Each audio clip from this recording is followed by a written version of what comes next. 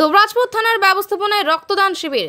গ্রীষ্মের প্রচণ্ড দাবদাহে জেলায় তৈরি হয়েছে রক্তের সংকট। প্রতি বছর গ্রীষ্মের সময় রক্ত ভাণ্ডারে সংরক্ষিত রক্তের পরিমাণ চাহিদার তুলনায় অনেক কম মজুদ থাকে, ফলে সমস্যায় পড়তে হয় রোগীদের।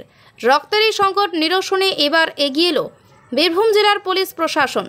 মুখ্যমন্ত্রী মমতা বন্দ্যোপাধ্যায়ের উৎসর্গ প্রকল্পের অধীনে এবং বীরভূম জেলা পুলিশের উদ্যোগে বিভিন্ন থানায় শুরু হয়েছে রক্তদান শিবির। দুবরাজপুর থানার ব্যবস্থাপনায় রক্তদান শিবিরের আয়োজন করা হলো রবীন্দ্র সদনে। এদিন এই শিবিরে দুবরাজপুর থানার পুলিশ, সিভিক ভলেন্টিয়ার এবং এলাকার বিশিষ্ট মানুষেরা উৎসাহের সঙ্গে রক্তদান করেন। এই শিবিরে 65 জন রক্তদাতা রক্তদান করেন। রক্তদান শিবিরে দুবরাজপুর থানার ওসি সিদ্ধার্থ শঙ্কর মণ্ডল সহ অন্যান্য অফিসার ও পুলিশ কর্মীরা রক্তদান করেন। এদিন রক্তদান শিবিরে হাজির ছিলেন ডিএসপি ক্রাইম প্রতীক রায় ও দুবরাজপুরের সিআই শুভাশিস হালদার প্রমুখ।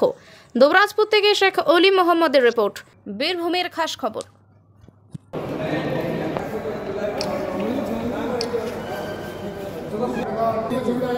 না